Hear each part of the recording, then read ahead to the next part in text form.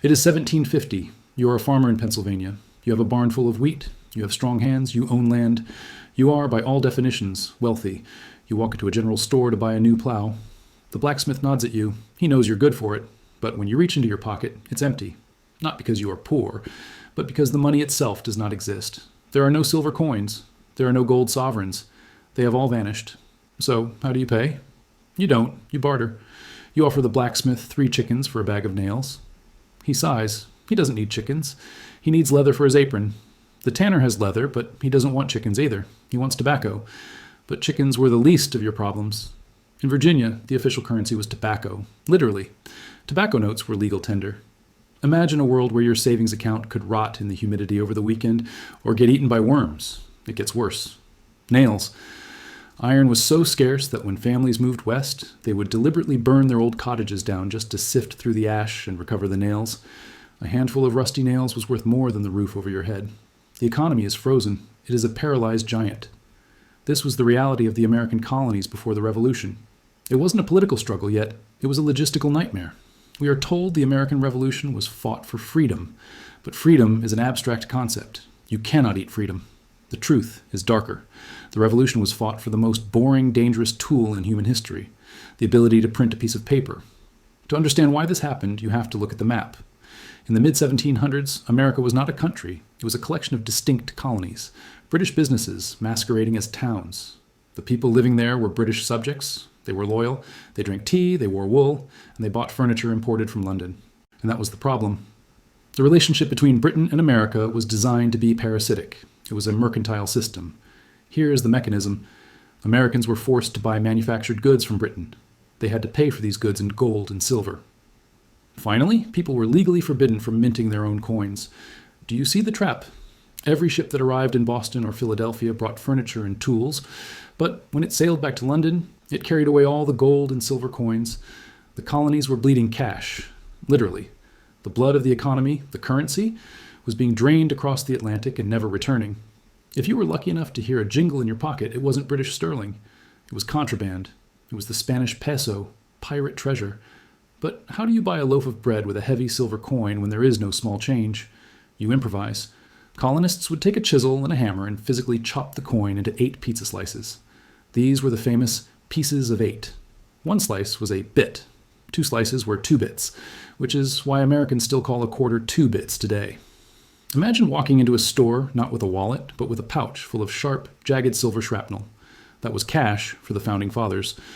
By the 1720s and 30s, trade ground to a halt.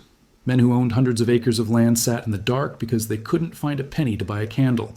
The British Parliament in London didn't care. In fact, they loved it. They acted like a jealous monopolist. They passed the Iron Act. Colonists were allowed to mine iron, but were legally forbidden from making tools. You want a hammer? You have to ship the raw iron to London, let them make the hammer, and buy it back at double the price. There was even a hat act. America was full of beavers. But an American was forbidden from making a beaver hat. The fur had to go to England. It was humiliation. It was economic slavery disguised as law. A colony that cannot build factories remains dependent on the motherland forever. In this darkness, a man appeared who saw a way out. A young printer in Philadelphia named Benjamin Franklin. In 1729, at just 23 years old, he wrote a pamphlet that changed everything. A modest inquiry into the nature and necessity of a paper currency. Franklin realized a simple truth. Money isn't gold. Money is the oil in the engine. If you run out of oil, the engine seizes up. And if Britain wouldn't give them gold, Franklin decided they would print their own oil, out of rags and ink. The colonists did something the bankers in London didn't expect. They stopped playing by the rules. If the game is rigged, you don't try to win. You change the game. Desperate for a way to trade, the colonial governments, led by practical geniuses like Benjamin Franklin, performed an experiment. They looked at the empty gold vaults and said, "Fine, we don't need your gold. We will make our own." They invented Colonial Scrip. This was revolutionary. It wasn't backed by gold. It wasn't backed by silver. It was fiat money, backed only by the law of the colony and the future taxes of its citizens. But there was a danger. Paper is easy to fake. If criminals could print money, the economy would collapse. So Franklin did something brilliant. He turned to nature. He gathered sage leaves, willow, and blackberry bushes. He developed a secret technique to make lead casts of the actual leaves and used them to print the patterns onto the back of the bills. Why? Because the complex veins of a leaf are nature's fingerprint, impossible for a counterfeiter to carve by hand. Every dollar was a high-tech masterpiece. With the security solved, the colonial governments printed these paper notes and did two things. They paid public expenses. They built roads and bridges, paying workers in fresh paper money. The land bank. They lent this money to farmers at low interest, using the farmers' land as collateral. It worked like a pump. You walk into the colonial office, pledge your land, and walk out with a stack of fresh notes. You spend it. The carpenter spends it. The grocer spends it. Suddenly, the paralysis ended. The farmer had paper money to buy the plow. The blacksmith had money to buy the leather. The economy roared to life. It was an economic miracle. While the streets of London were filled with beggars and gin alleys, Philadelphia was booming. There were no massive slums. A common laborer in America ate meat every day, while his cousin in England was lucky to eat stale bread. Why? Because the currency stayed here. It circulated locally, building wealth at home instead of shipping it to an aristocrat across the ocean. There was no inflation because they only printed enough for the trade required. There were no taxes to pay interest to foreign bankers because the government issued the money instead of borrowing it. Benjamin Franklin, years later, explained this to the confused British elites. We issue it in proper proportion to the demands of trade and industry to make the products pass easily from the producers to the consumers. In this manner, creating for ourselves our own paper money, we control its purchasing power, and we have no interest to pay to no one. The colonies had accidentally discovered the secret of financial sovereignty. They had cut out the middleman, and the middleman, the Bank of England, was watching. And they were furious. We are uncovering the mechanics of how an empire really controls its subjects, not with armies, but with ledgers. If you want to understand the hidden history of money, subscribe to the channel now. We dig where others don't. And do me a favor, hit the like button right now. It helps this video break through the algorithm's censorship. Thank you. Let's continue. London realized that if the colonies could fund themselves, they didn't need the empire. The Bank of England and the British merchants petitioned Parliament. They claimed the colonial paper was confusing and risky. They complained that they were being paid in paper that might lose value. But the real reason was control. They were losing their monopoly on debt. So, in 1764, the hammer dropped. Parliament passed the Currency Act. It was a short legal document, but it was a declaration of economic warfare. The act did two things. It declared that colonial scrip was illegal for paying public or private debts. It demanded that all future taxes be paid in gold or silver. Remember the metaphor of the poker game? The colonies had printed their own chips so they could keep playing. Britain just walked in, flipped the table, and said, "Only gold chips allowed." But Britain had already taken all the gold. The result was immediate catastrophe. It was a Great Depression, centuries before the 1930s. The money supply in the colonies contracted by 50% in a single year. Imagine half the money in your bank account disappearing overnight. Imagine half the cash in every register in New York vanishing. Prices collapsed. Real estate values plummeted. The debtors' prisons filled up. Honest men, who had been wealthy farmers a month before, were thrown into cold cells simply because they couldn't find the physical silver to pay a debt. They weren't just broke, they were insolvent. The prosperous streets of Philadelphia filled with beggars. The bustling ports of Boston went quiet. The economic miracle was murdered by a pen stroke in London. This brings us to the most important secret of the American Revolution. We are taught in school that the colonists were angry about a tax on tea. No taxation without representation, right? Wrong. Years later, Benjamin Franklin was asked by leaders in London why the colonies revolted. His answer was chillingly simple. He didn't mention tea. He didn't mention stamps. He said, "The colonies would gladly have borne the little tax on tea and other matters, had it not been that England took away from the colonies their money, which created unemployment and dissatisfaction." They realized a terrifying truth. You are not free if you do not control your own money. How do you convince a man to hand over the keys to his house? You tell him it's for his own safety. When the news of the Depression reached London, the British Parliament didn't apologize. They doubled down. They spun a narrative that should sound terrifyingly familiar to modern ears. They claimed that colonial scrip was unstable. They argued that because it wasn't gold, it wasn't real money. They told the colonists that by forcing them to use British pound sterling, they were integrating them into the global economy. They called it sound money. But in reality, it was a gilded cage. Here's the illusion the empire sold. We are stabilizing your economy. Here's the reality. We are privatizing your success and socializing your failure. By forcing the colonies to use gold, the British merchants guaranteed that the colonies could never become competitors. If you cannot print money to build a factory, you must buy your goods from the factory in Manchester. It was a masterclass in gaslighting. While the streets of Boston filled with unemployed sailors and the farms of Virginia went up for auction, the bankers in London congratulated themselves on restoring order. They treated the economy like a machine that needed to be slowed down. But an economy isn't a machine, it's a circulatory system. And when you drain the blood, the patient doesn't calm down. The patient starts dying. And when a patient realizes the doctor is trying to kill them, they don't ask for a second opinion. They reach for a weapon. The Currency Act of 1764 was the gun. The Stamp Act of 1765 was the bullet. History teachers often separate these events. They tell you about the Stamp Act, a tax on legal documents, newspapers, and playing cards, but they forget the context we just established. The Stamp Act required these taxes to be paid in hard currency, silver or gold. Think about the cruelty of that math. 1764, Britain bans paper money and sucks all the gold out of the colonies.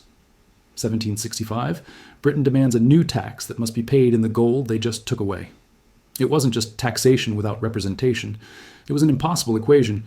It was a catch-22 designed to force the colonists to sell their land to British aristocrats for pennies on the dollar just to pay the tax. And they taxed everything. You couldn't get married without a stamp on the license. You couldn't go to college. They taxed the diplomas. You couldn't even sit in a tavern and gamble to forget your troubles. They put a tax on the dice and the playing cards. They monetized every aspect of daily life while simultaneously removing the money to pay for it. This is why the anger was so visceral. This is why the riots started. When the Sons of Liberty formed, they weren't just discussing philosophy in polite salons. They were small business owners, distillers, and smugglers who were watching their life's work evaporate because of a liquidity crisis engineered in London. They were effectively a street gang. When tax collectors arrived, they didn't get a debate. They got hot tar poured over their skin and were covered in feathers. It sounds funny in cartoons. In reality, it was torture. It caused infection, permanent scarring, and agonizing pain. Benjamin Franklin, usually a man of peace, saw the writing on the wall. He stood before the British Parliament and warned them. When asked if the colonies would accept these measures, he replied with a single chilling word: never. The tea was just the final insult. The Currency Act was the injury. The revolution became inevitable not because the colonists wanted to be a new nation, but because they needed to regain control of the ledger. They realized that whoever controls the volume of money controls the destiny of the people. So why does a banking law from 260 years ago matter to you, sitting there watching this video today?